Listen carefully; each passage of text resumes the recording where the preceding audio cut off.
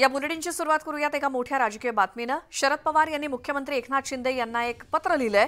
दुष्काळावरील उपाययोजनांसाठी हे पत्र असून पारंपरिक दुष्काळावरती कायमस्वरूपी उपाययोजना करण्याची मागणी या पत्राद्वारे करण्यात आली आहे। चर्चेसाठी मुंबईमध्ये बैठक बोलावण्याची मागणी सुद्धा शरद पवार यांनी केली आहे।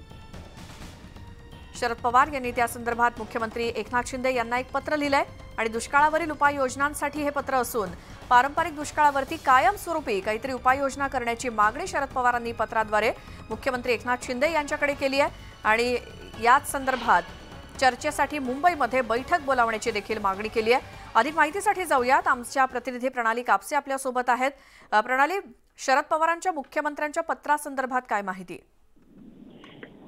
शरद पवार यांनी मुख्यमंत्र्यांना पत्र लिहून 12 आणि 13 जूनला त्यांनी जो दौरा केलेला आहे, ज्याच्यामध्ये त्यांनी पुरंदर, इंदापूर, बारामती आणि दौंड या तालुक्यामध्ये जो काही दुष्काळग्रस्त परिस्थिती आहे त्या परिस्थितीच्या संदर्भातलं हे पत्र आहे। याच्यामध्ये त्यांनी सांगितलेलं आहे की शेतकऱ्यांशी मी जेव्हा संवाद साधला तेव्हा असं लक्षात आलं की जे प्रकल्प म्हणजे पुरंदर उपसा सिंचन प्रकल्प असेल, गुंजवणी प्रकल्प असेल, जनाई शिरसाई उपसा सिंचन प्रकल्प असेल, या प्रकल्पांमध्ये बरेचसं काम अजून शिल्लक आहे आणि त्यामुळं परिस्थिती जी आहे शेतकऱ्यांच्या दृष्टीनं, शेतीच्या दृष्टीनं ती अतिशय बिकट झालेली आहे। म्हणावा तसा पाऊस जो आहे तो अजून पडलेला नसल्यामुळं ही अडचण जी आहे ती मोठ्या प्रमाणावर झाल्याची उल्लेख त्यांनी या पत्रात केलेला आहे। सोबतच त्यांनी असं म्हटलेलं आहे की पारंपरिक पद्धतीनं आपण जो दुष्काळ सोडवण्यासाठी उपाययोजना करतो तशा न करता आता कायमस्वरूपी याच्यावर काहीतरी तोडगा काढला गेला पाहिजे आणि त्यासाठी म्हणूनच मुख्यमंत्र्यांनी एक बैठक बोलवावी